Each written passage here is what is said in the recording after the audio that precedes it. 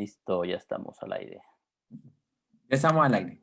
Ah, sí, ya. Entonces yo miro a ver que termine aquí de transmitir este hijo de pacha. A ver. Bueno, sí, ya estamos al aire.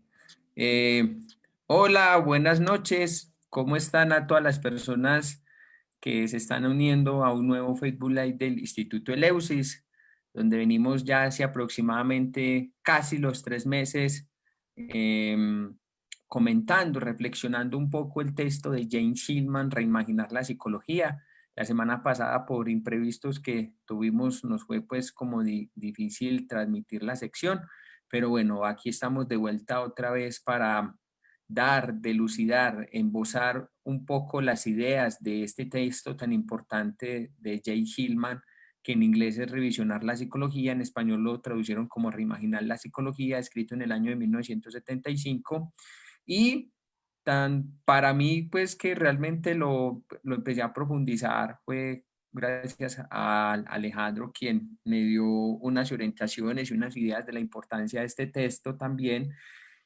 Y bueno, y en cuya profundización me he dado cuenta de un gran trabajo que hace Hillman, revolviéndole la dignidad a la psicología, devolviendo la psicología a su propio trabajo, al hacer alma, a lo que le compete al psicólogo, que es el logos del alma.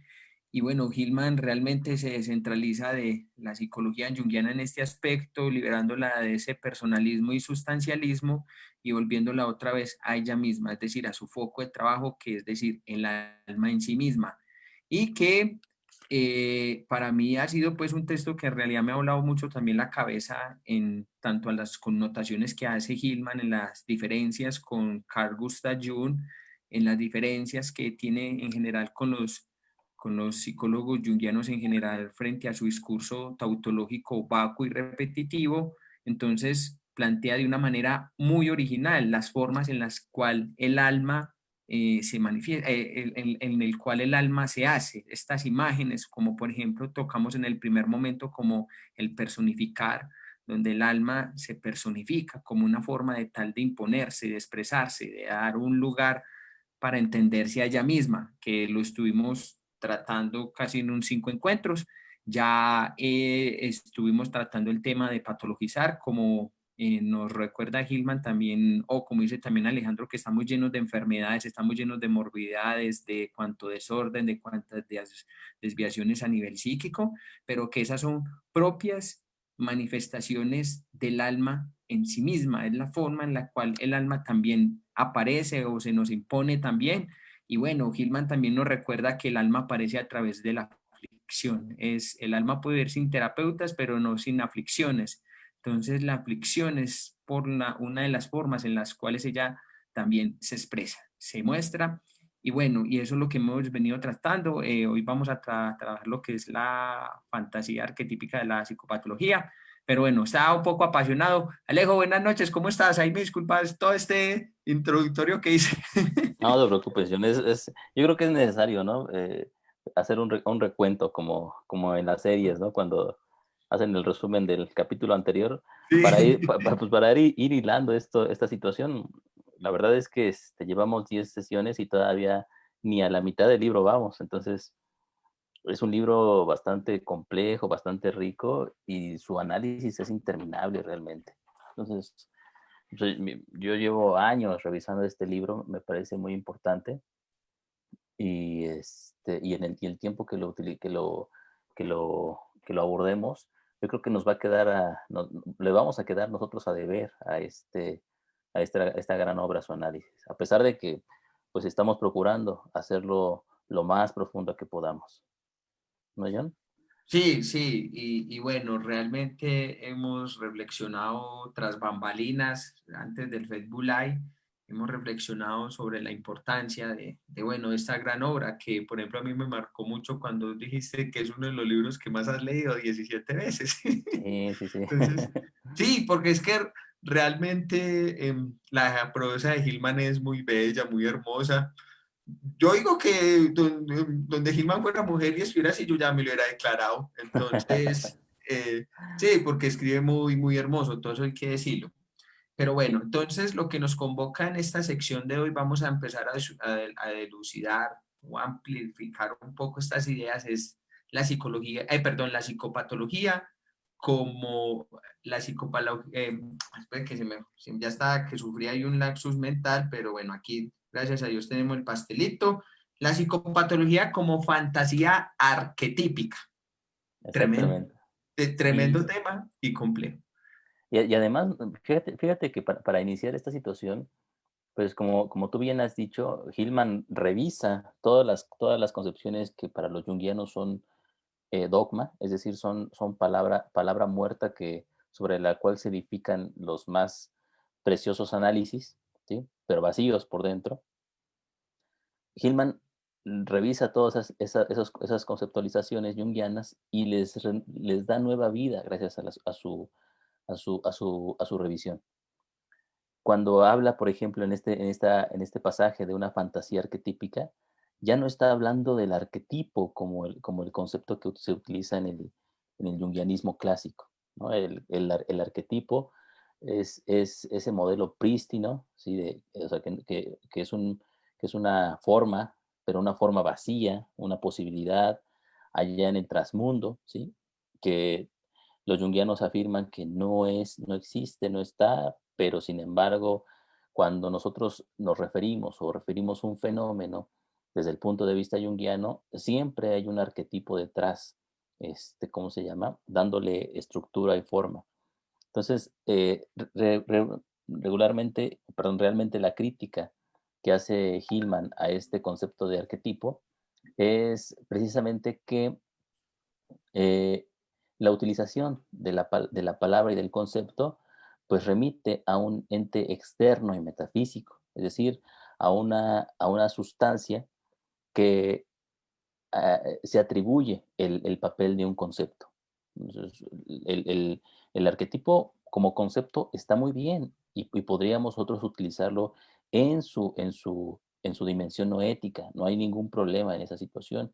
Pero cuando ese concepto empieza a literalizarse, que es, algo, es una palabra que utiliza mucho Hillman, volver algo, reificar algo, volverlo algo como si fuera objeto, como si fuera algo concreto, algo que no lo es, ¿sí? Por ejemplo, el alma para Hillman no es un objeto, no es una cosa, no es una sustancia que esté allá o que esté en la persona o que esté en el fenómeno como tal, ¿sí? El alma para Hillman es una perspectiva, algo a través de lo cual se ve.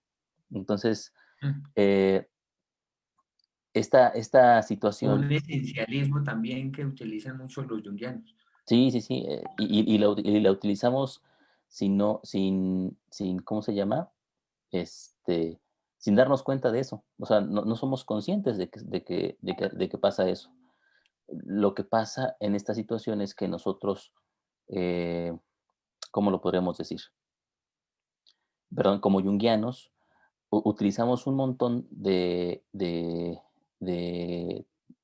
conceptos teóricos que no reflexionamos como tal. Y lo que hace Hillman precisamente aquí es reflexionar sobre ese mismo concepto. Entonces, cuando él habla de fantasía arquetípica, ya no está hablando de esa sustancia, ¿sí? O de ese objeto o de esa dimensión que está fuera de nosotros, sino que está hablando precisamente de una noción inherente dentro de cada imagen, dentro de cada fenómeno, que hace que cuando nosotros la veamos de forma profunda, que cuando nosotros apliquemos una mirada específica, en el capítulo 3 lo vamos a ver, él lo llama el fenómeno de transparentar. Cuando nosotros transparentamos una imagen, entonces subyace de ese trabajo que hacemos nosotros, subyace una metáfora raíz. Esa metáfora raíz precisamente es la calidad, perdón, la cualidad arquetípica de cada elemento, ¿sí? Ese elemento es un elemento estructurador en cada uno de los fenómenos. Y el fenómeno no solamente es lo que aparece allá afuera, el fenómeno es la forma en que nosotros vemos aquello que aparece allá afuera. Y no nosotros, sino la forma en que el alma se mira a sí misma en forma de imagen y se crea como una fantasía específica. Por eso él habla de la fantasía arquetípica, porque es la dinámica creadora de la propia alma al crearse a sí misma constantemente, ¿sí? En forma de imágenes y siempre con un núcleo estructurador, una metáfora raíz que le da vida.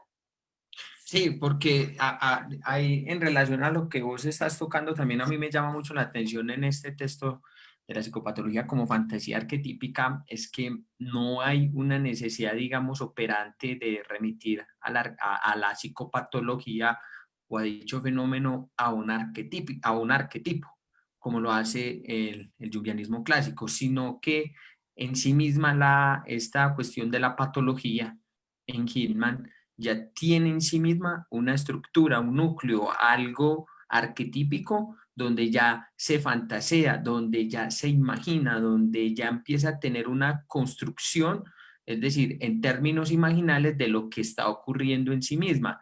Entonces, por ejemplo, ¿qué pasa entonces en función de esto? Entonces, si hay una locura, entonces hay que remitir, ay, si esta locura se remite al arquetipo tal, en fin, no voy a mencionarlos aquí.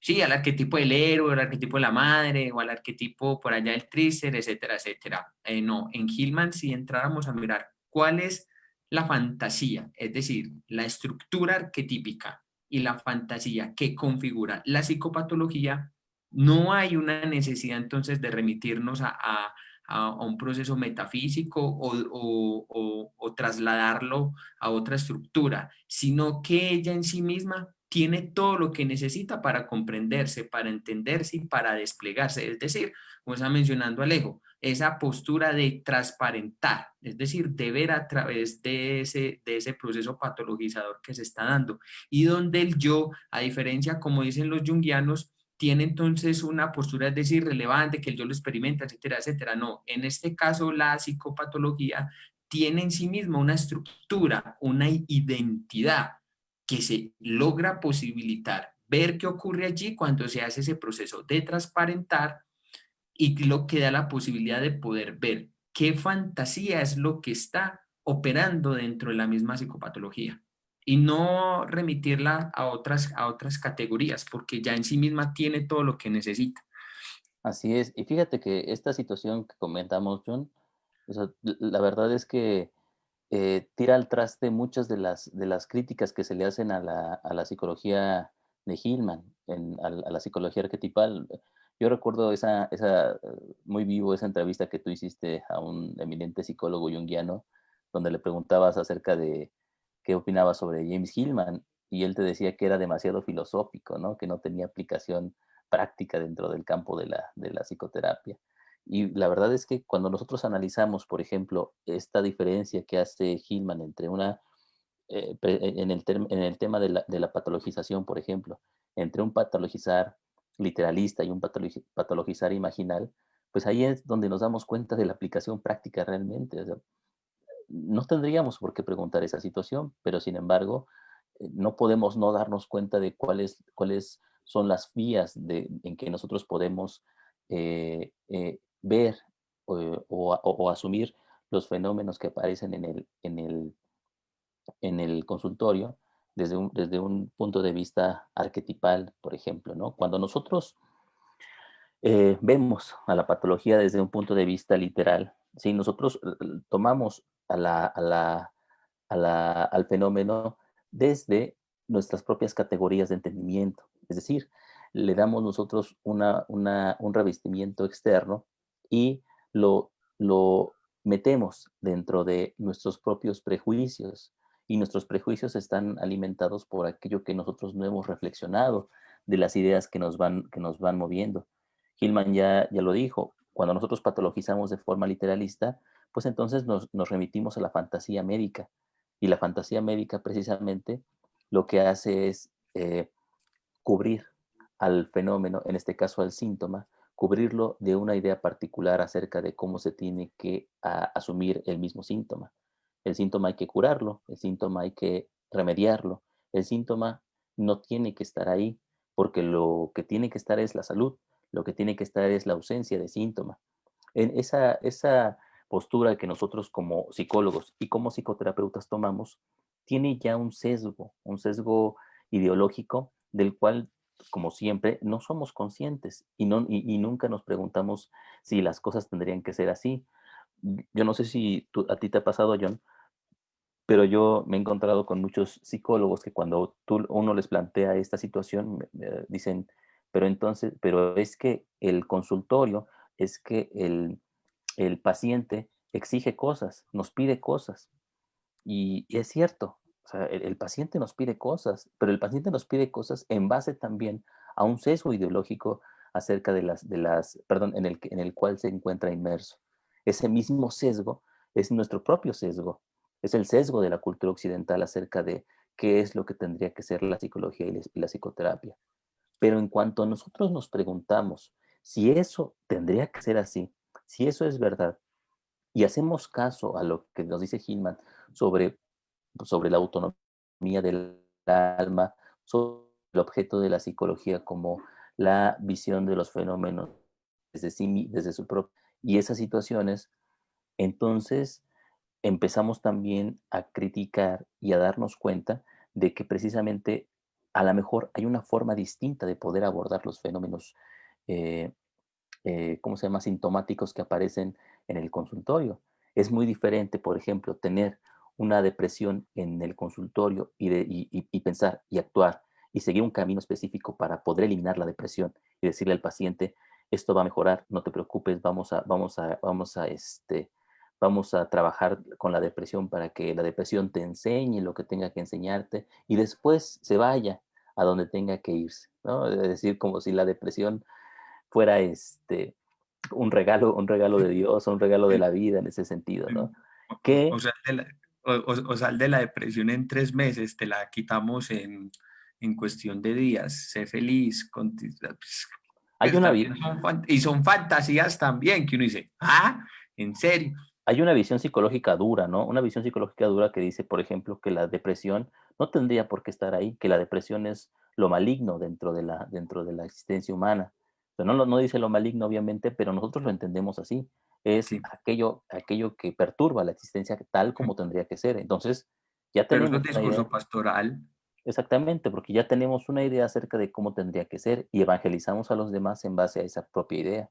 Sí. También tenemos el discurso más suave, por ejemplo, de los junguianos, que dicen precisamente el discurso que te acabo de comentar, es decir, el síntoma es un morbus acer que aparece precisamente para que tú te engrandezcas, para que tú te vuelvas alguien mejor, para que tú aprendas de estas Para que te situaciones, compenses. para que te compenses, es decir, como si fuera, como si el síntoma apareciera como como una necesidad mía, como una necesidad mía como sujeto. Pero entonces ya no estamos viendo al síntoma como un fenómeno con vida propia, como un fenómeno que tiene su propia autonomía dentro de sí mismo y que en sí mismo es un sujeto, ¿sí? Porque nosotros estamos muy aterrizados, ¿sí? Muy plantados en la idea de que nosotros, yo soy un sujeto. Es el yo el que cree que es un sujeto solamente. Pero ya lo hemos visto con Hillman, que el sujeto es todos los fenómenos. Y nosotros nos preguntamos cómo vemos al fenómeno. Pero ¿acaso nos preguntamos cómo nos ve el fenómeno a nosotros?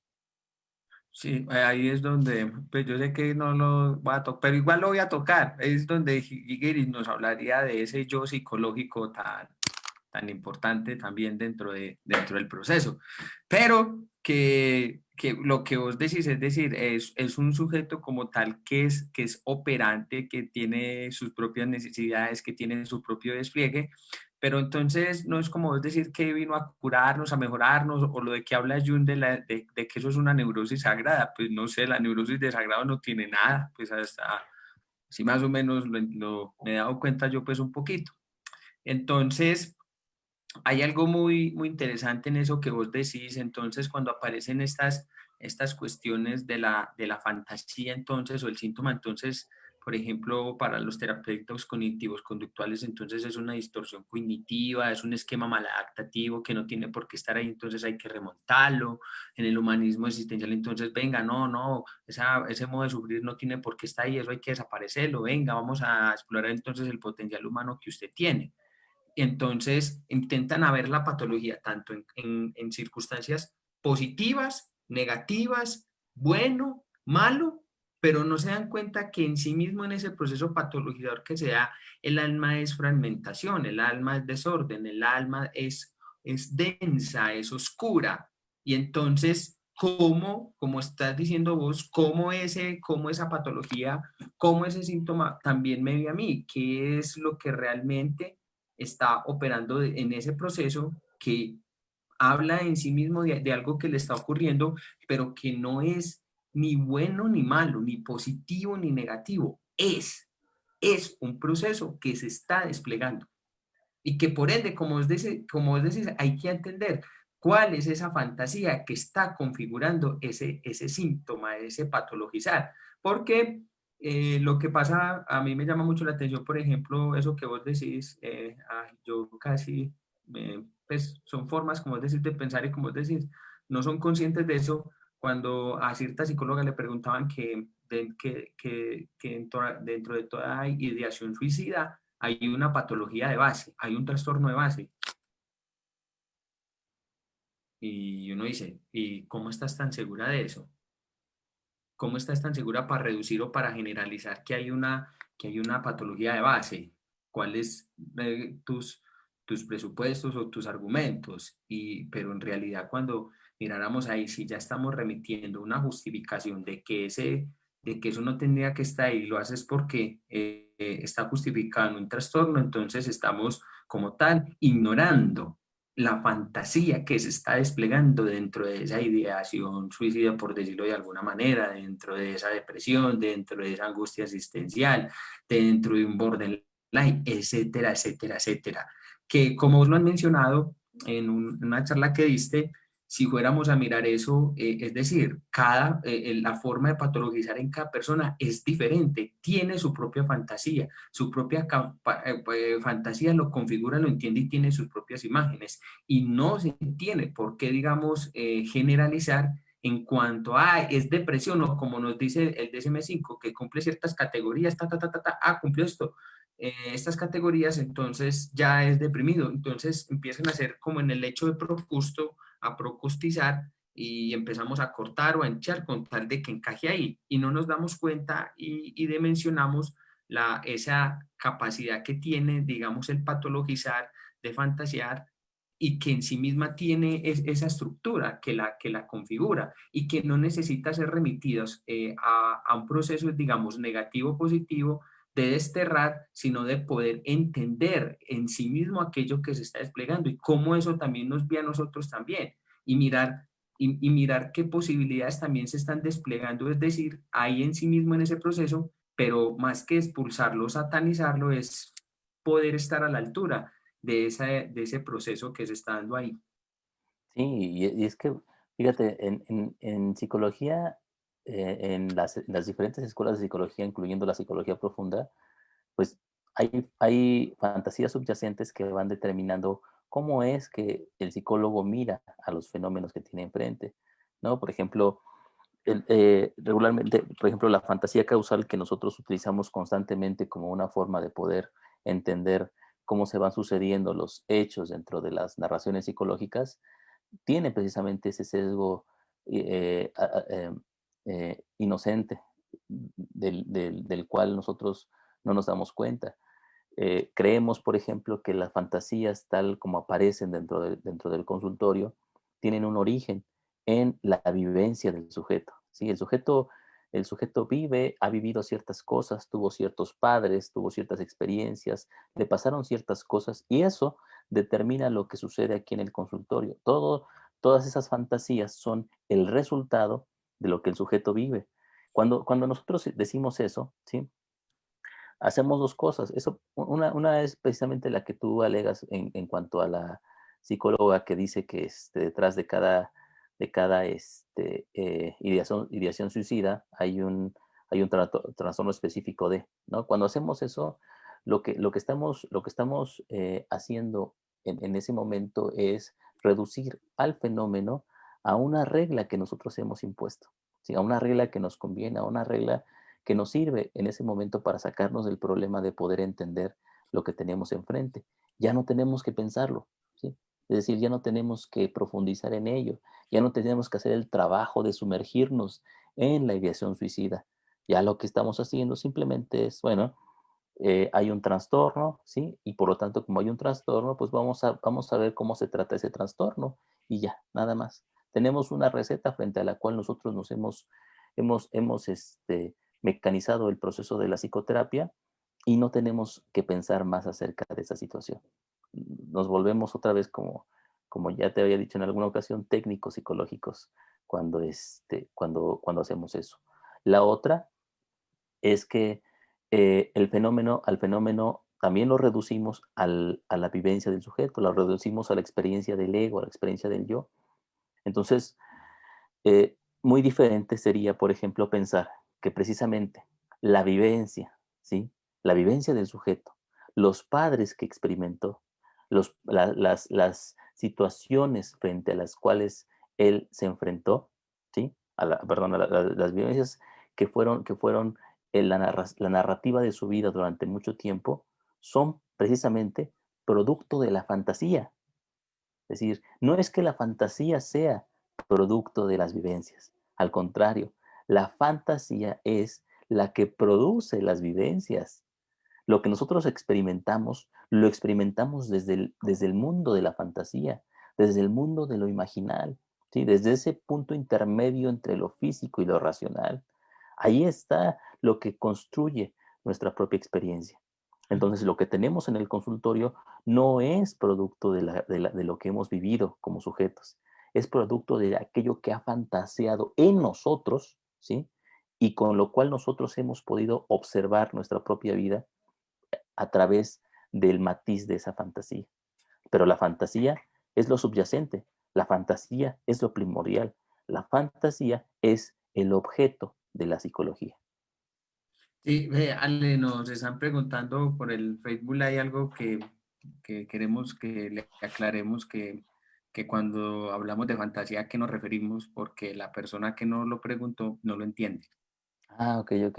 Sí, lo que pasa es que esto nos remite a la primera sesión, ¿no? Mm. Cuando hablamos de la fantasía, pues estamos hablando acerca de la capacidad imaginal de la propia psique de crear precisamente imágenes para construirse a sí misma, para narrarse a sí misma. Pues, para James Hillman, la función básica del alma es la construcción de narraciones imaginales, es decir, De de, fantasías. de fantasías que van describiéndose y que van describiendo a la realidad. Estas fantasías le dan a la existencia, ¿sí? A la existencia no solamente humana, sino a la existencia de la propia alma, le dan profundidad, le dan sentido y además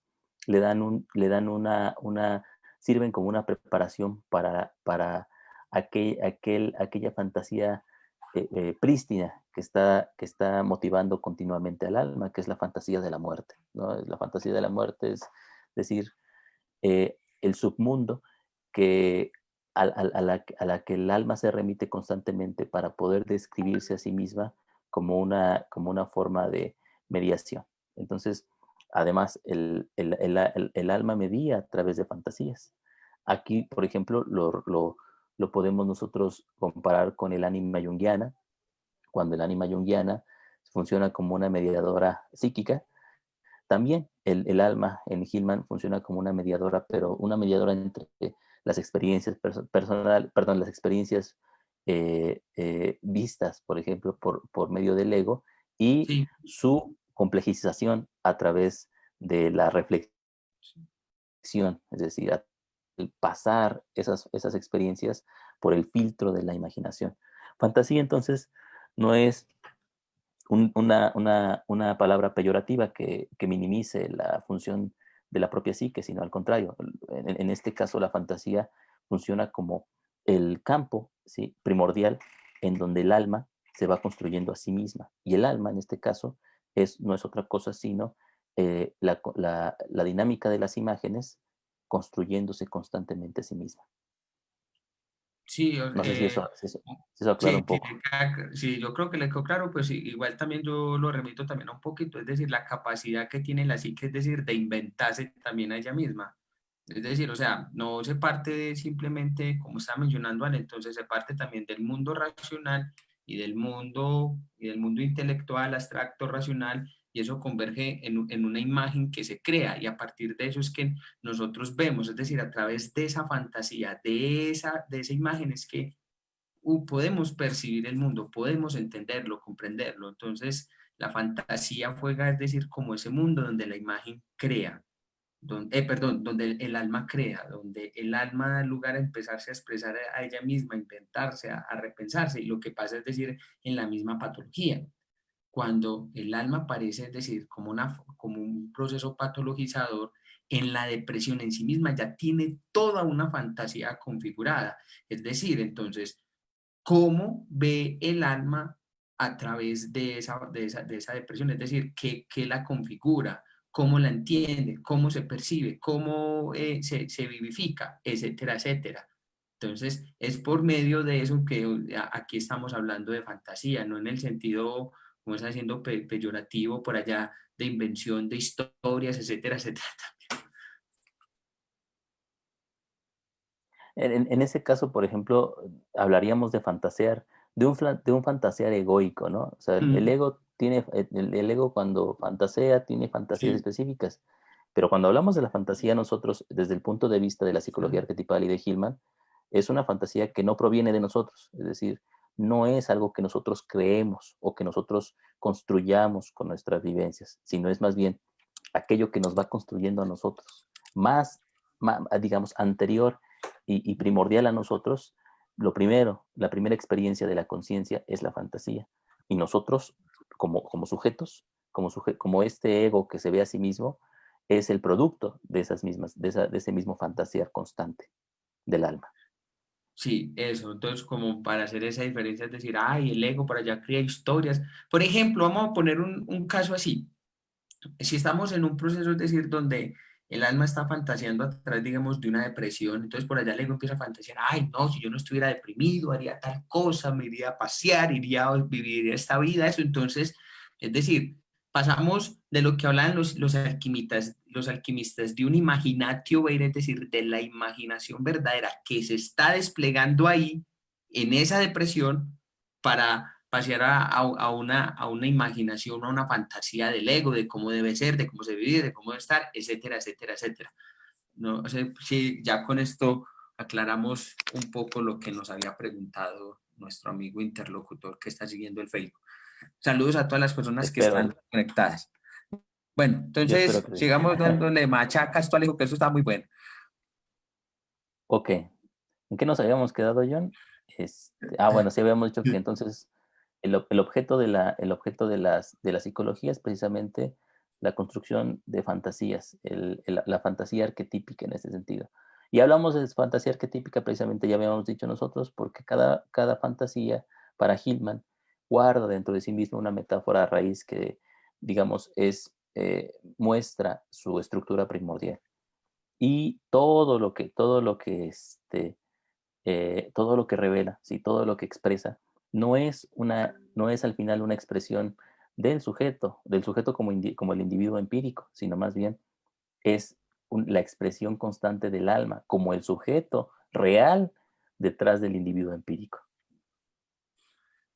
Sí, y yo pienso que eso también es supremamente importante de eso que vos estás diciendo, porque hay esa necesidad precisamente de rechazar ese fantasear propio del alma, ese fantasear a través de la patología. Es decir, entonces se rechaza, se rehúsa, entonces lleva a un modelo naturalista, es decir, entonces que digamos que la enfermedad, como nos lo dice Gilman en este caso, es propia de la medicina, pero el fantasear es propio de la psicología, en este caso del alma. Es decir, el médico puede atender una depresión en su contexto práctico, pragmático, técnico, como los estabas diciendo, pero entonces no atiende el fantasear, es decir, ese proceso que se está desplegando en el mismo proceso de la depresión o de cualquier otro síntoma. Y está bien que así sea también, es decir, no hay ningún problema en esa situación. El médico tiene que literalizar la enfermedad y verla como un objeto particular que hay que tratar, que hay que eliminar en ese sentido. Eh, es perfectamente es perfectamente válido, ¿no? Pero también podríamos ahí meter algunas críticas, ¿no? Hay médicos que son muy críticos con esta situación. En la medicina es difícil porque hay pocos médicos que tengan una formación filosófica o humanista realmente profunda, pero los hay, ¿no? Este, y en psiquiatría, otro tanto, pues, hay hay una corriente precisamente de psiquiatras herederos de esta corriente de los años 60 y 70 de la antipsiquiatría, que precisamente se postulan críticos del abordaje eh, sintomático de la propia disciplina psiquiátrica. Pero, pero en este punto, nosotros, como tú bien dices, John, como psicólogos, no nos ocupamos precisamente de la fantasía literalizada, sino que nosotros hablamos de la fantasía arquetípica, es decir, la fantasía que subyace a esa situación. Por lo tanto, el patologizar implica, ¿sí?, que la existencia de una fantasía que es, digamos, mm, eh, ¿cómo lo podemos decir? Central, que es central de toda la existencia humana. Siempre patologizamos. En todas las culturas hay una forma de patologizar. Las patologías cambian. Lo que, por ejemplo, para los esquimales era un síntoma de un encuentro con los espíritus, para nosotros es un síntoma de una esquizofrenia, por ejemplo. Pero en su cultura también hay elementos que son patológicos. En nuestra cultura hay elementos que son patológicos y de individuo a individuo, de ideología en ideología, hay siempre elementos que nos van tornando, ¿sí? O que se tornan a sí mismos y se identifican con locura, con enfermedad, con patología precisamente. Entonces, el patologizar es una de las actividades prístinas del alma, una de las actividades favoritas a través de la cual el alma se construye a sí misma, porque es precisamente aquella que la saca de la normalidad, aquella que le permite al alma verse a sí misma desde una forma reflexiva. Perdón, cuando la enfermedad aparece, John, cuando la enfermedad física o la enfermedad mental aparecen, precisamente detiene nuestro ritmo cotidiano, nos, nos, nos remite a un ámbito contemplativo y meditativo, del cual nosotros comúnmente no hacemos caso.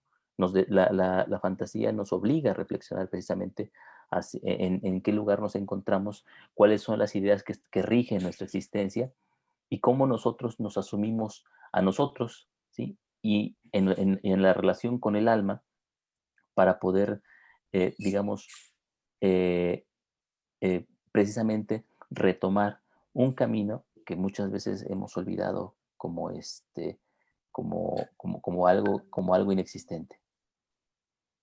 Sí, me hiciste acordar de Martin Heidegger, que en Ser y Tiempo nos dice que el ser aparece en angustia, en la angustia, en los estados más bajos del ánimo, porque él decía, resulta que cuando uno está en ese proceso, es decir, yo lo voy a decir, de patologizador, en términos heideggerianos, es decir, no hay entes exteriores que se involucren en ese proceso.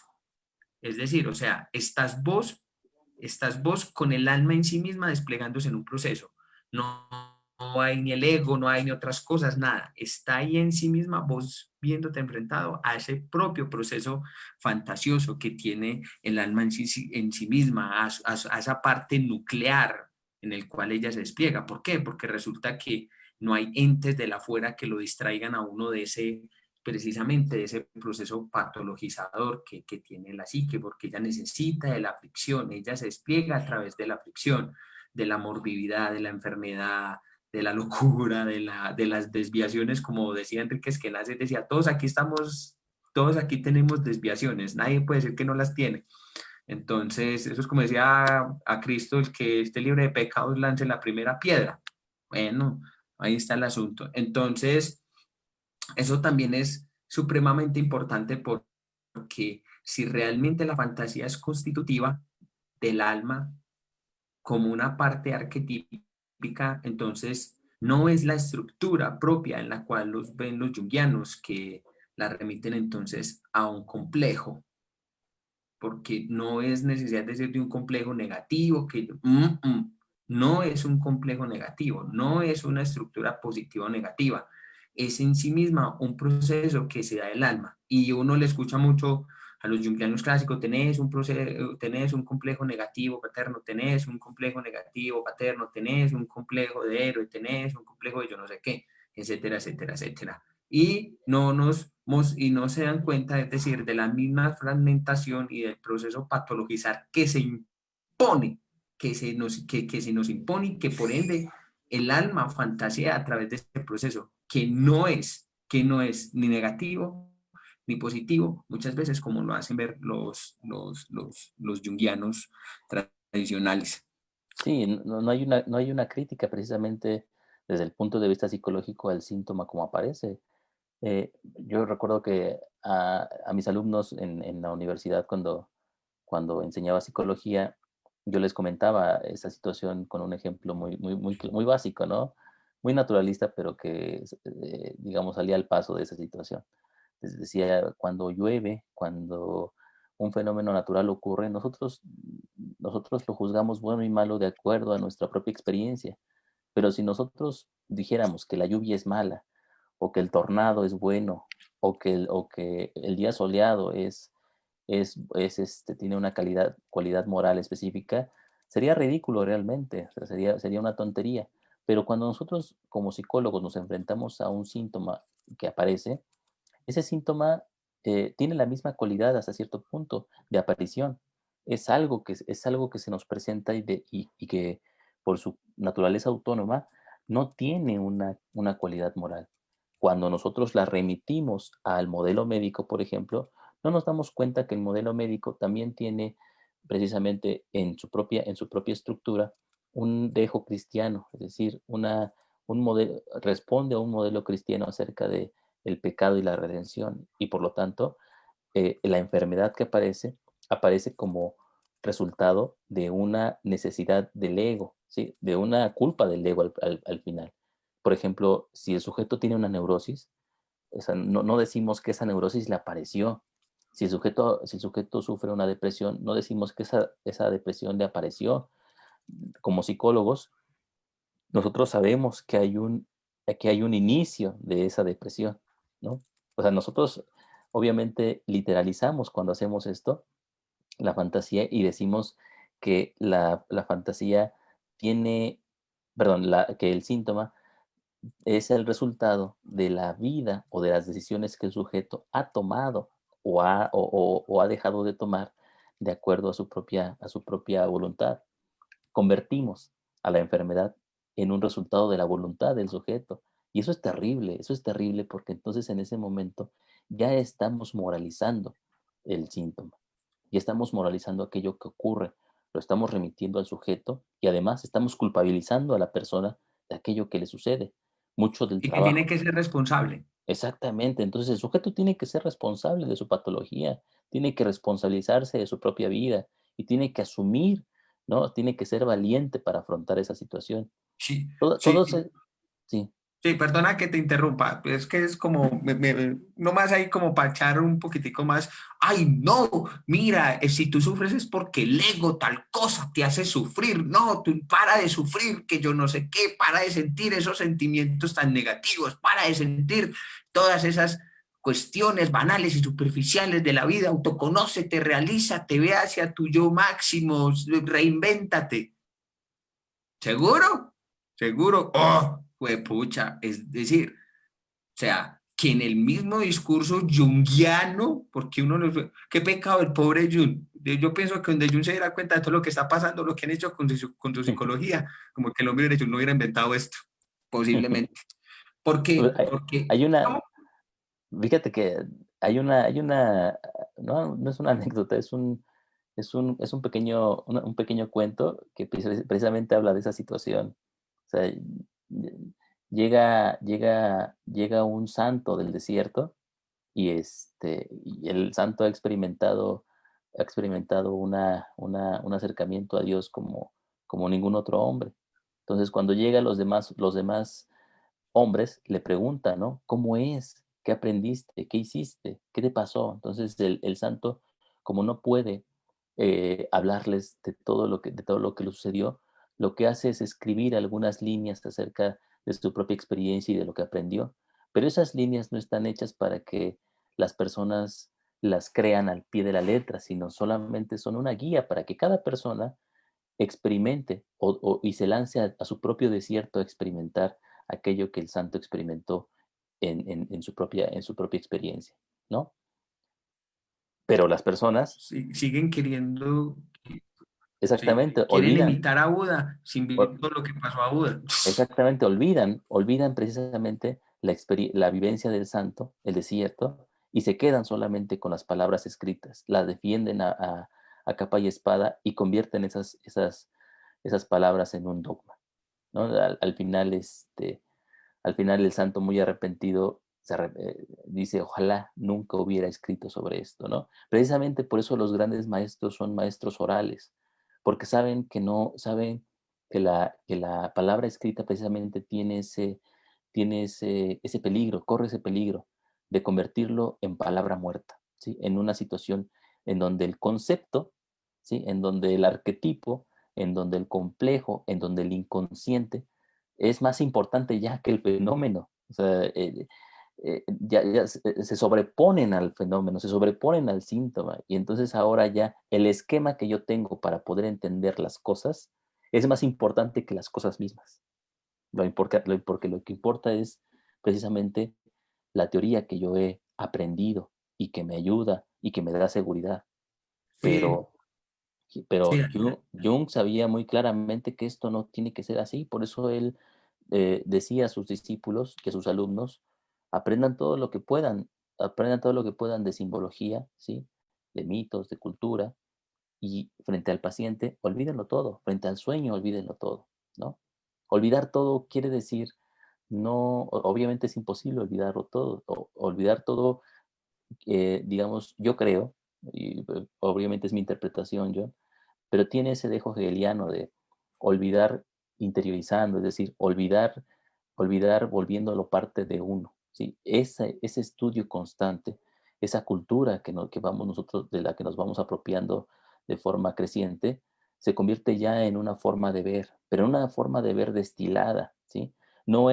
Nosotros no imponemos el concepto al fenómeno, nosotros aprendemos todo lo que podemos, integramos todo lo que nos ofrece la cultura dentro de nuestra propia visión, no para imponerlo en el fenómeno, sino precisamente para que cuando nosotros estemos frente al fenómeno, podamos ser sensibles a la propia teoría que el fenómeno nos propone.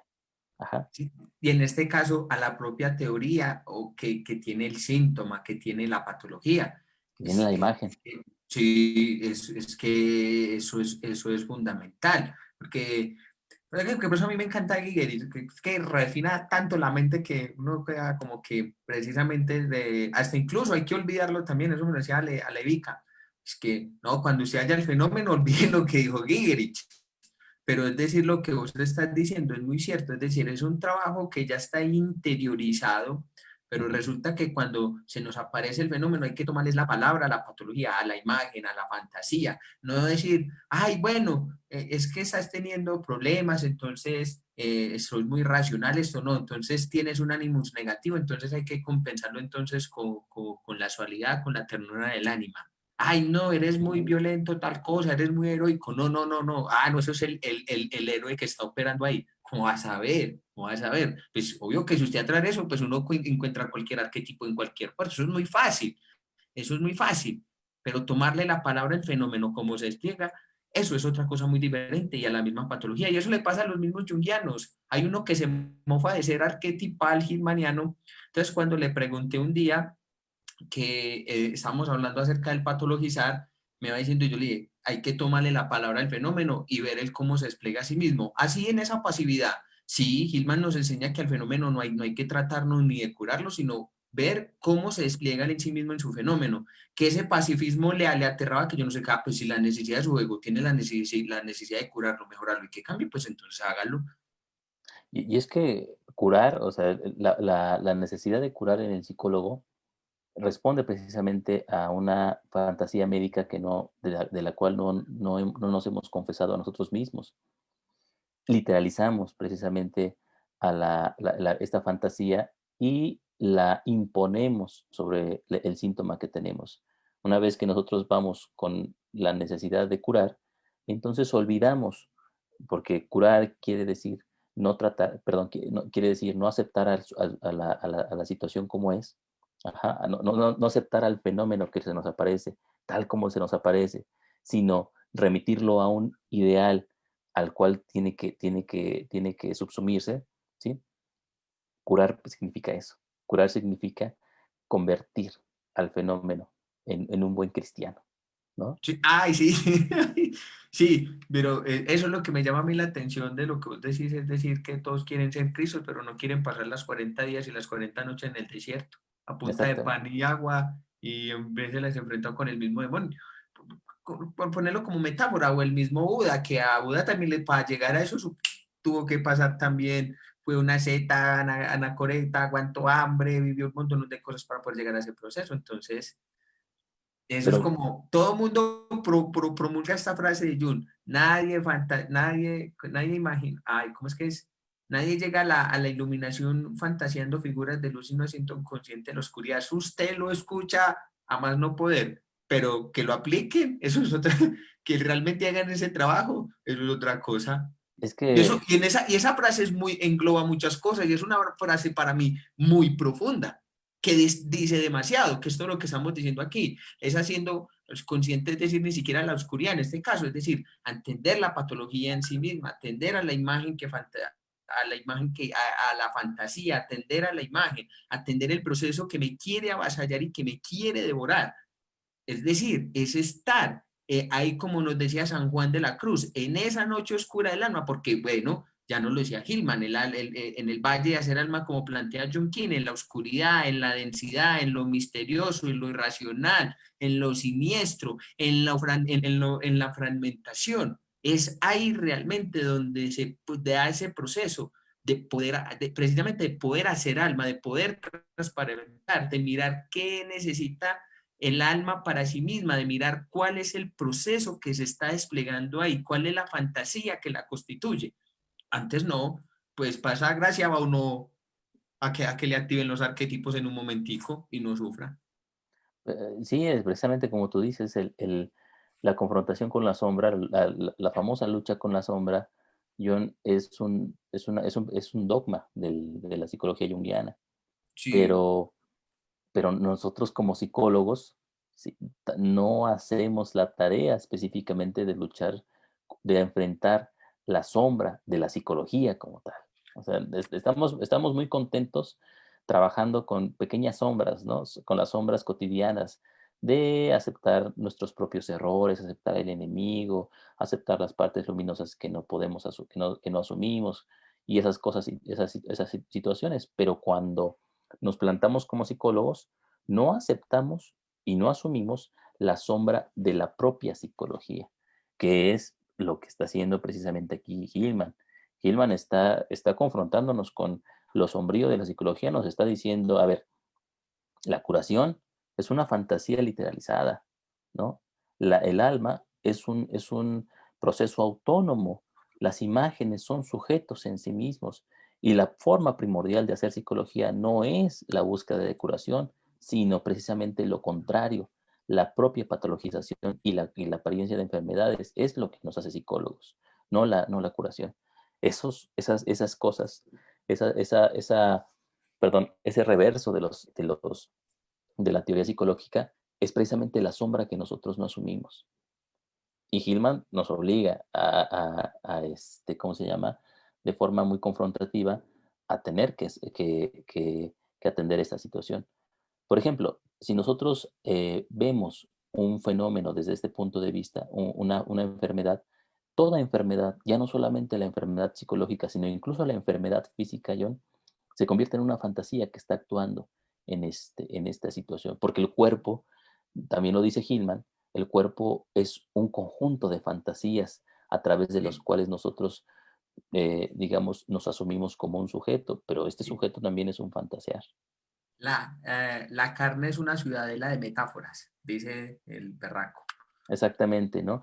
Y fíjate que los junguianos hacen algo muy curioso cuando hablan, cuando intentan asumir esta situación, porque los junguianos también dicen que la fantasía es un, digamos, es un símbolo, sí, perdón, que la fantasía, que el síntoma, que la enfermedad es un símbolo específico de la experiencia psíquica del sujeto, ¿no? Y tenemos, por ejemplo, hay un libro de Shinoda Bolem sobre el sentido de la enfermedad, El ¿no? sentido de la enfermedad. Menos mal, no. Ah, hay otro libro, fíjate que yo conozco, bueno, hay un libro que se llama, es un libro Del Tetsen y Dalken, ¿sí? Son dos autores, no sé si los pronuncio bien, que La tienen enfermedad como camino. exactamente la enfermedad como camino. Y Sí. en ese, Sí. son no otra cosa sino recetarios medievales, ¿no? Recetarios medievales porque nos remiten, nos dan una teoría muy bonita acerca de cómo tendremos que afrontar cada enfermedad, ¿sí? Atribuyéndola a un sentido psíquico específicamente, pero cuando aparece, por ejemplo, una enfermedad respiratoria, bueno, tiene que ver con un símbolo específico nada más.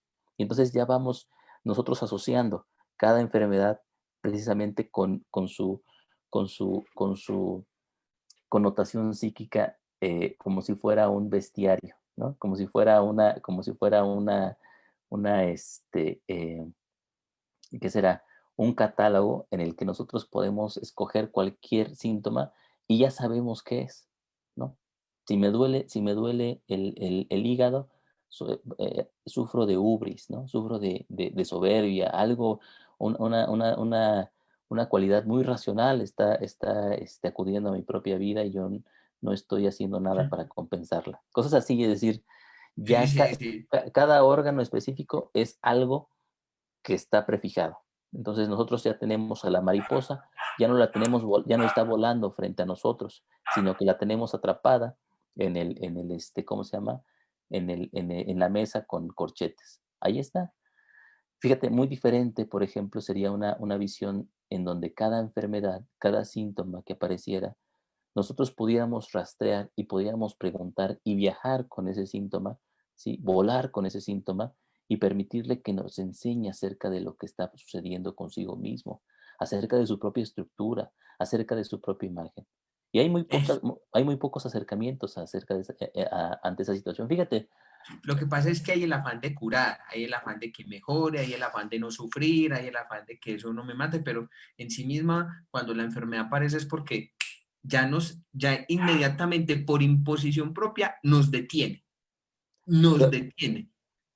yo te recomiendo ahí fíjate que esa idea de que nos detiene, yo la manejé en un ensayo hace mucho tiempo, precisamente se llama Sholot o del movimiento anímico, precisamente. Entonces ahí alego que la enfermedad precisamente hace eso, la enfermedad sí, nos detiene y detiene al alma precisamente en un momento de su propia dinámica para que el alma pueda reflexionar desde el punto de vista de la, ¿cómo se llama? De la falta de movimiento. La falta de movimiento es parte del movimiento en sí. Pero quería recomendarte a ti y al público, hay un libro específico sobre cómo la psicología arquetipal asume la medicina, es precisamente mire, A ver, yo miremos a ver. Sí, el Medici- de... Medicina Sí. arquetipal de Alfred Ziegler, ¿no? Alfred Ziegler es un colaborador de Hillman, bastante importante. Tiene una obra muy importante que está todo en alemán. O sea, la verdad es que yo no he encontrado otro libro más que este en inglés. Y bueno, su asunción de la propia enfermedad como una necesidad del alma, ¿sí? Por confrontarse y por llevarse a sí misma al reino de la muerte siempre, a mí me parece uno de los mejores abordajes en cuanto a este tema. Sí, y yo pienso que eso es muy importante. Lo que pasa es que precisamente el junguianismo habla mucho de la sombra y todo eso, pero cuando se ven enfrentadas precisamente a la sombra de la enfermedad, de lo psíquico, de lo existencial, etcétera, etcétera, salen corriendo, les da miedo, inmediatamente la quieren iluminar. Así es. Fíjate, nuestro amigo nos pregunta, eh, ¿qué nos pregunta? Ah, sí. ¿En qué texto de Hillman puedo encontrar su concepto de fantasía? Creo que... ¿en qué texto de Hillman puedo encontrar su concepto? Precisamente, pues aquí, en el libro de Reimaginar la Imaginar la psicología, psicología. en el primer capítulo. Yo te recomiendo que te remitas a la primera clase, a la primera plática de nuestra serie de pláticas, porque ahí precisamente nos, este, nos centramos en el tema de la fantasía. Ahí hay dos textos básicos. Uno es em, el primer capítulo de Reimaginar la psicología, la introducción del mismo libro, y el ensayo de Henry Corbin, Corbijn. ¿sí? El mundo imaginalis. Mundos imaginales. Mundos imaginales es básico para que nosotros podamos entender eso. Mundos imaginales es la base de Hillman en cuanto a esta situación. Ok, Sí, bueno, ya presumí mi libro, pero ¿qué,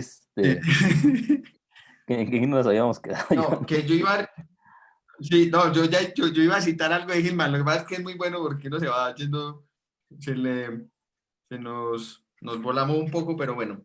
Gilman, en relación a lo que estamos hablando de la psicopatología como fantasía arquetípica, entonces él dice lo siguiente: el enfoque psicológico comienza siempre con la misma premisa. Toda fantasía, independientemente de su contenido, revela algo acerca del alma. O sea, es decir, que eso ya los estábamos hablando, o sea, es independientemente o sea, eso lo hablamos, independientemente, es decir, del contenido. Entonces, si es malo, no es del alma. Si es negativo, no es del alma. Si me hace sufrir, no es del alma.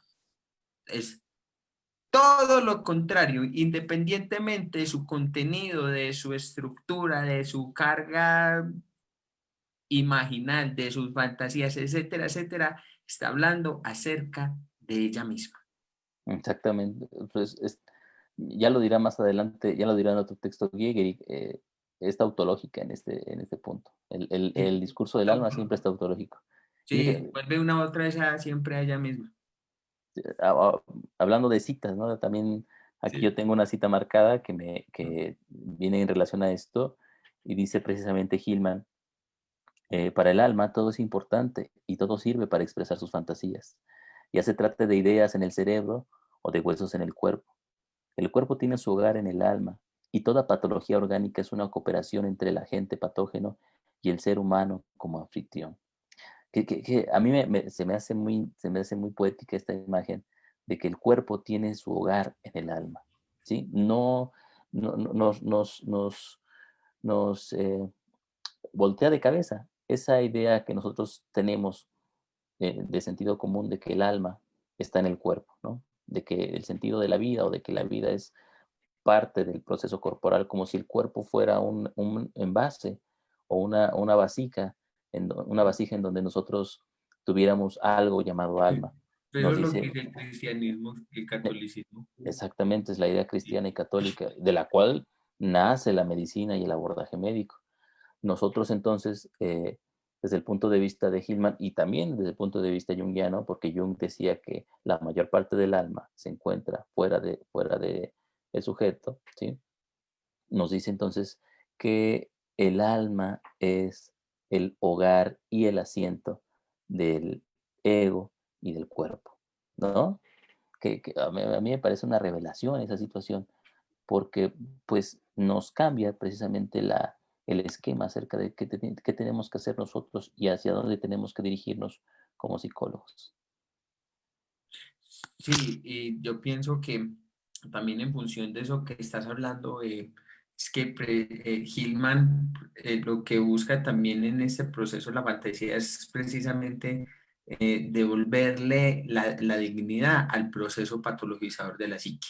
O sea, es decir, el problema, por ejemplo, precisamente la psicología surgió, es decir, ante la decadencia que tenía el ser humano para mantener la supremacía del yo ante el proceso de patologizar del alma.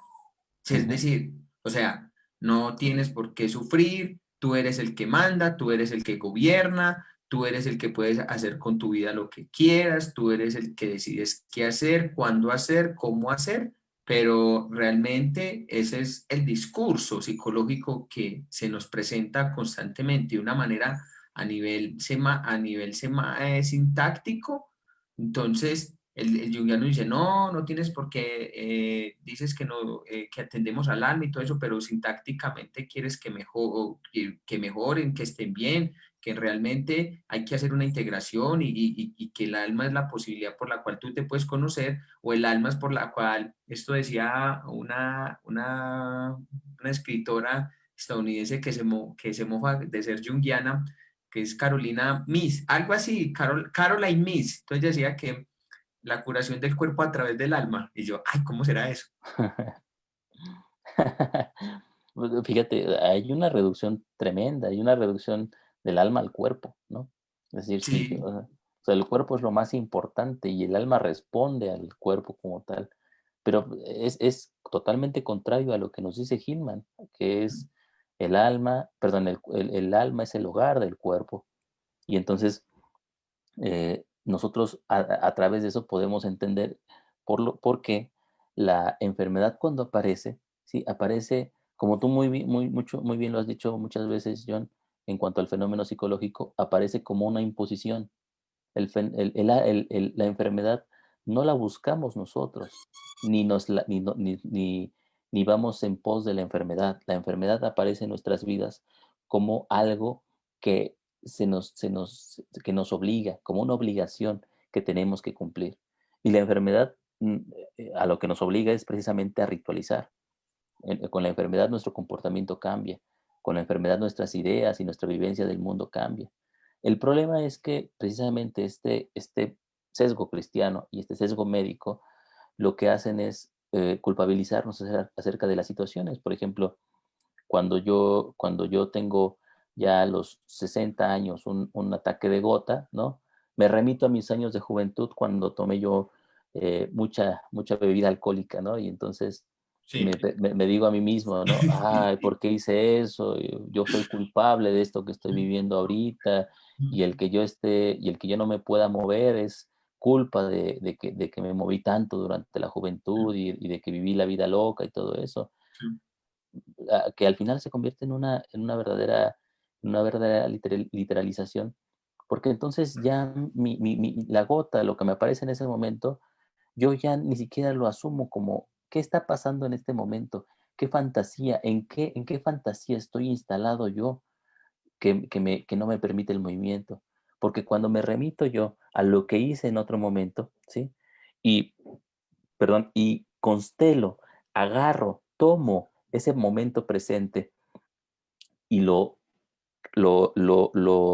empapo de la situación pasada, entonces pierdo precisamente mi contacto con la fantasía de esa situación. Ese momento presente, la gota a los 60 años, no tiene que ver con lo que yo hice en la juventud. A lo mejor médicamente me dicen que sí, está bien, pero psicológicamente esa gota que aparece ahí es todo lo que hay y está precisamente apareciendo por una causa específica, no mía, sino de la propia fantasía que se está construyendo ahí en ese punto. Por eso, digamos, este paradigma médico es tan peligroso dentro de la psicología porque hace que nos eh, evadamos, sí, exactamente, que nos escapemos de lo que nos está sucediendo en este momento. Y además ni siquiera nos permite disfrutar esa situación, o sea, porque esa época en donde yo como joven anduve de aquí para allá, de fiesta en fiesta y estuve tomando todo lo que estuvo a mi alcance, pues felicidades, ¿no? O sea, quiere decir que viví la vida, que estuve vivo y que experimenté las cosas del mundo tal como aparecieron y no me perdí de nada, ¿no? Entonces, en la evasión, me evado tanto del presente como del pasado. Fíjate que me llama mucho la atención porque ahí volvemos como a una constitución causal.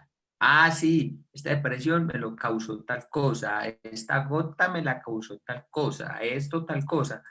Yo he sentido y yo he pensado muchas veces que, por ejemplo, ante un proceso patologizador de la psique, cuando no queremos asumir lo que sea, lo asumimos que es un trastorno, lo asumimos que viene por tal cosa. Es decir, no, tampoco hay una responsabilidad, una conciencia frente a lo que está ocurriendo frente al proceso patologizador, sino que se lo responsabilizamos a una connotación de trastorno o a una connotación, es decir, pero en el sentido psiquiátrico. Es decir, ah, sí, pero es que yo no soy responsable de eso, no es conmigo, eso es tengo una depresión que me dijo el psiquiatra y esto, y por eso soy así. A lo que a uno le llama mucho la atención, pero ¿y tú cómo sabes eso? ¿Cómo determinas eso? ¿Cómo llegaste a esa conclusión? ¿Cómo determinaste que es así y no posiblemente es un proceso también que vos misma también pudiste, se me pega la palabra, ay, ¿cómo es que es? Métele mucho ego porque es que hay una que se me lengua la traba con esa palabra, pero entonces no estamos dando, es decir, atendiendo como un proceso patologizador que se está dando en la psique, o sea, y que es fundamental. Y entonces en relación a eso, Gilman nos dice lo siguiente: sin la fantasía arquetípica de la patología, cualquier tipo de estilo. Sin la fantasía arquetípica de la patología, no habría chamanes, ni curanderos, ni psicofármacos, ni psicoanalistas. Nuevamente, la fantasía es lo primero. Exactamente. Es la idea de esta situación. Y precisamente fíjate que esto que hemos estado criticando acerca de la causalidad y de la fantasía médica, pues precisamente también es una fantasía, ¿no? No podemos evadirnos de la fantasía. La fantasía se aparece ahí. En la enfermedad, por ejemplo, Hillman dice que cuando el sujeto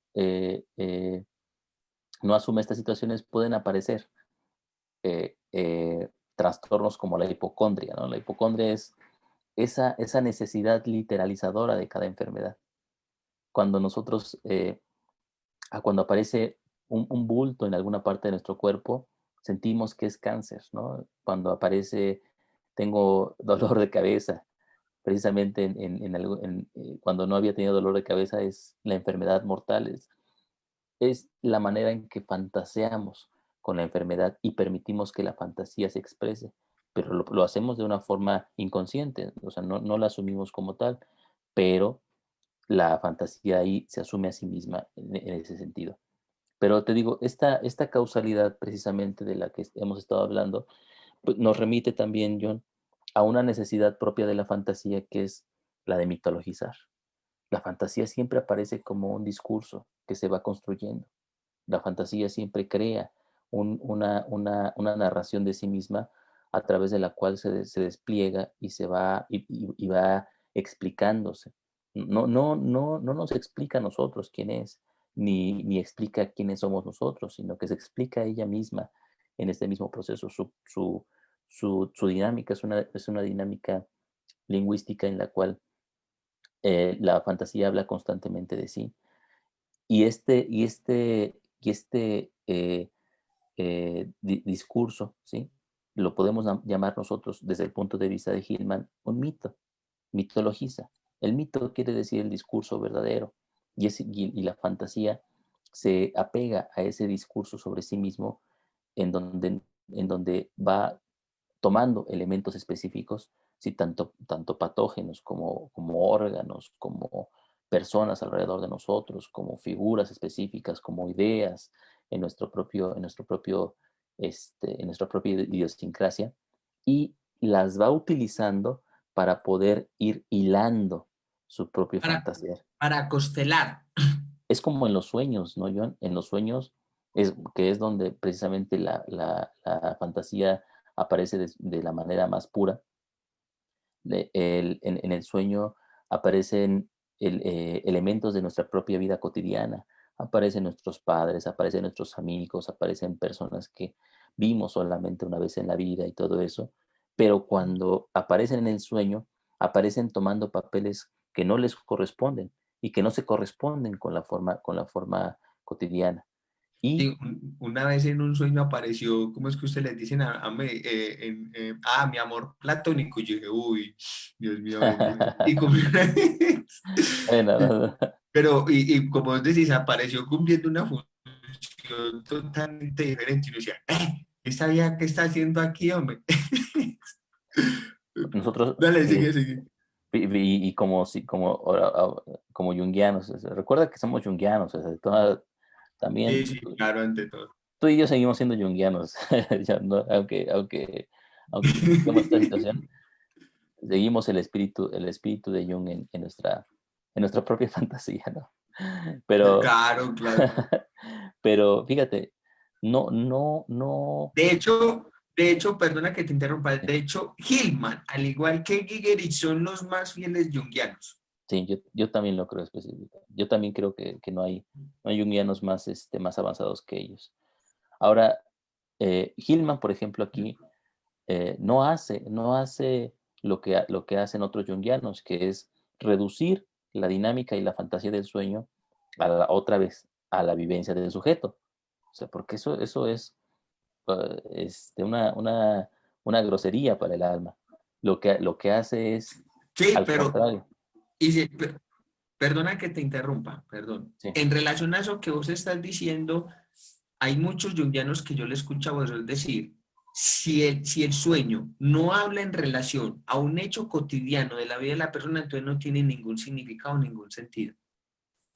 pues sí, sí, no, Ah, o sea, sí, no tiene ningún sentido para el ego, ¿no? No tiene ningún sentido para el psicólogo que está instalado en una visión reduccionista de la propia dinámica de la psique.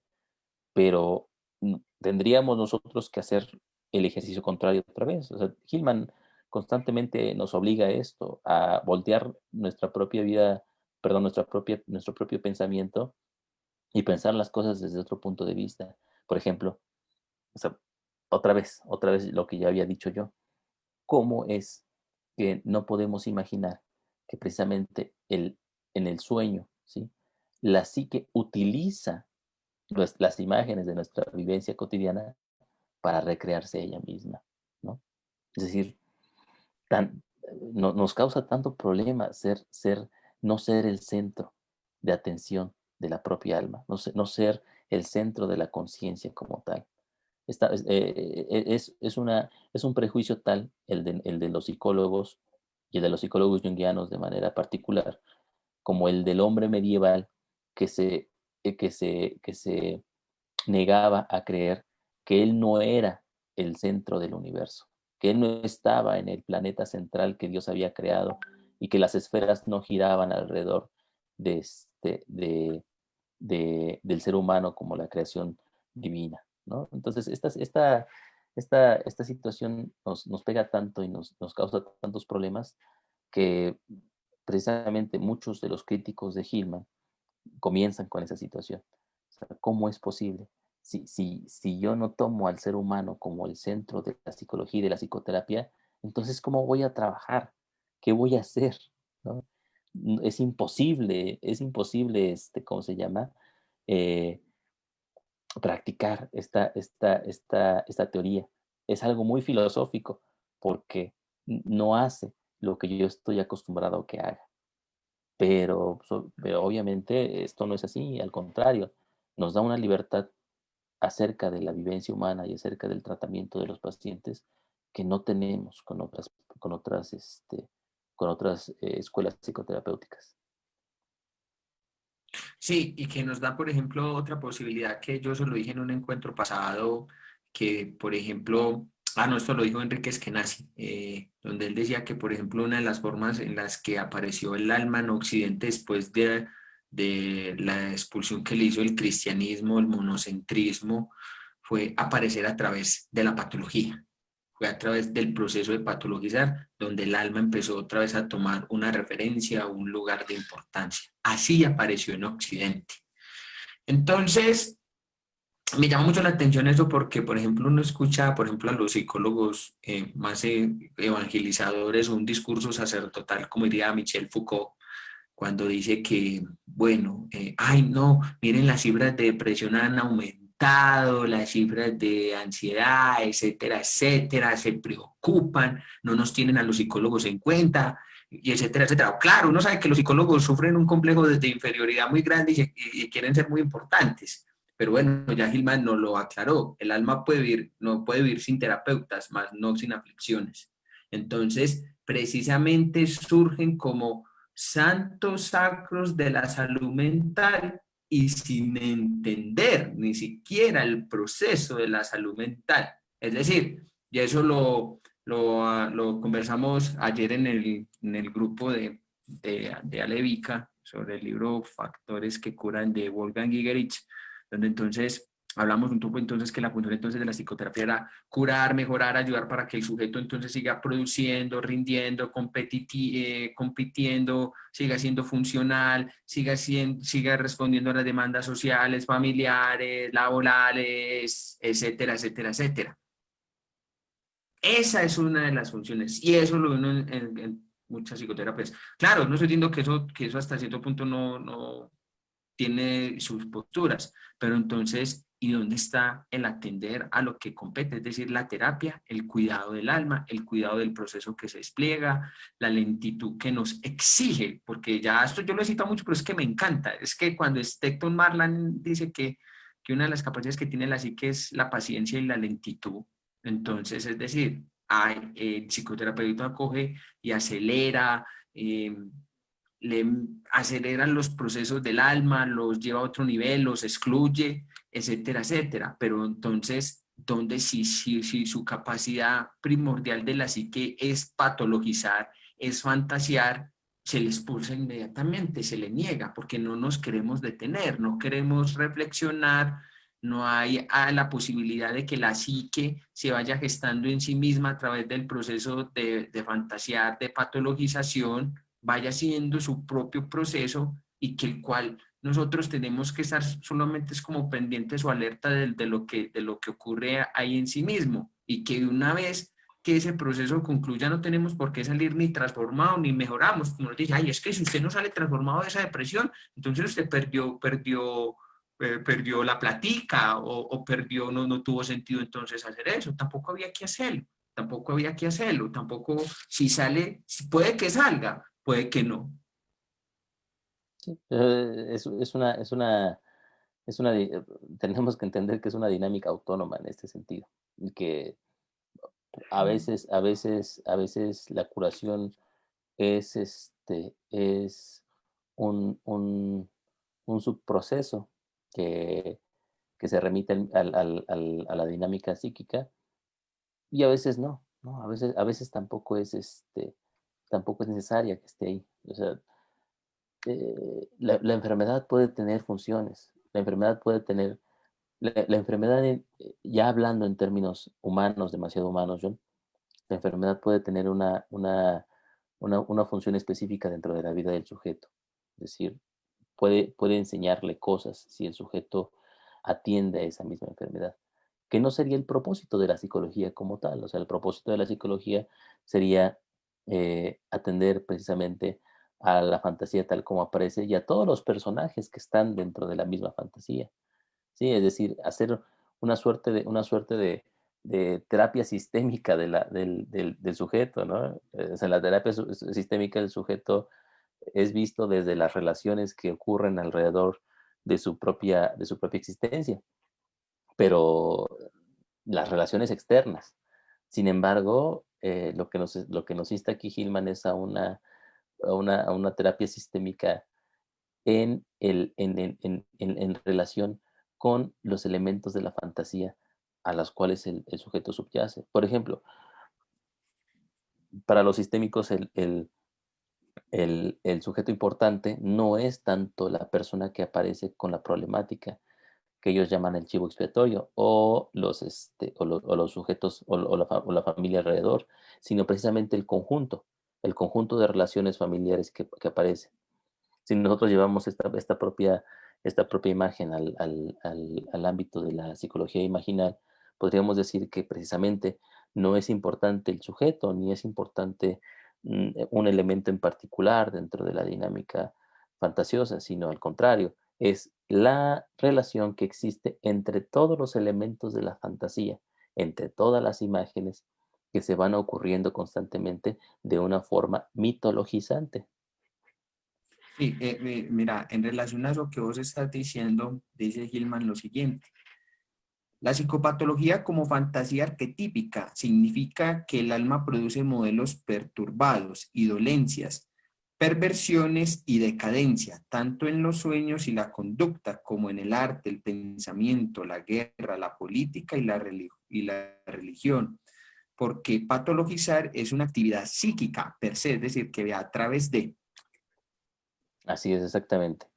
Pues mira, yo creo que el punto de esta situación es precisamente una frase que a mí me gusta mucho de Hillman y que dice en esta misma sección. Él dice, queremos salvar los fenómenos tal como son, sin tratarlos ni curarlos. Cuando precisamente se nos habla, por ejemplo, y ya lo hemos platicado en otras ocasiones, de amar al fenómeno en particular. O sea, nosotros como psicólogos, ¿sí? Este, eh, eh, también tenemos que tener una postura frente al mismo fenómeno como tal. Y esa postura es una postura amorosa, una postura en donde yo acepto al otro tal como es, sin querer cambiarlo, sin querer transformarlo, sino que lo asumo como un ente diferente de mí y además valioso por sí mismo, con su propia autonomía y sus propias necesidades en particular. Nos hemos olvidado nosotros como sujetos occidentales de esa regla básica de las relaciones amorosas, ¿no? En las relaciones amorosas nosotros queremos siempre cambiar al otro, que el otro se transforme, que el otro sea distinto, que el otro se adapte a mis propias necesidades y a mis propias fantasías en particular. Pero eso es una receta y nosotros lo sabemos, una receta para el fracaso, amoroso por lo menos. Y en este sentido, cuando como psicólogos intentamos o nos enfrentamos al fenómeno, de verdad, desde una necesidad amorosa, entonces no lo tratamos, no lo curamos, ni queremos cambiarlo, sino que aceptamos que sea tal como es y que nos enseñe desde su propia autonomía quién es. Sí, eso, aquí no estamos refiriéndonos a las relaciones de parejas, que si el novio llega y le da 5 putazos a la novia, no tiene que aceptarlo tan brutal como es. Él es así, pero si usted sigue ahí es, quién sabe por qué. O sea, aquí estamos hablando es de un proceso patologizar de la psique, es decir, que es muy diferente, para que no vaya a decir que es que nosotros estamos diciendo aquí que es que hay que aceptar a la pareja si me da putazos o me maltrata, no, no, no, no, no, eso es diferente. Aquí estamos de un proceso psicologizador. Pero bueno, No, en lo esta, que pasa es que lo puse como relación, o sea, no es relación que estamos hablando aquí, es de psicología, no que... pero incluso nos sirve, fíjate que en esta imagen que tú presentas, John, que Sí, es una imagen muy, yo la he visto en otros lados, yo la he discutido en otros lados, precisamente, por ejemplo, si la pareja o si mi pareja, o si yo como pareja, ¿no? Vivo violencia, ajá. O sea, el problema de la violencia en la pareja, John, es que uno de los miembros de la pareja, ajá, no acepta que el otro es violento. O sea, la chica o el hombre golpeado, en este sentido, cuando le pegan, o sea, confunde ese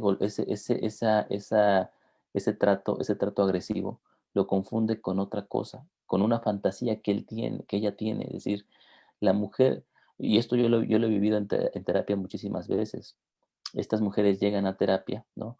Diciendo que quieren cambiar, que ya no soportan la violencia, pero cuando el hombre les rompe la cara o cuando la pareja las destroza, y lo mandan a la cárcel, a la semana o al otro día, en muchas ocasiones, van a la misma cárcel los perdona, ¿sí? Los perdona Ay, y es, sí.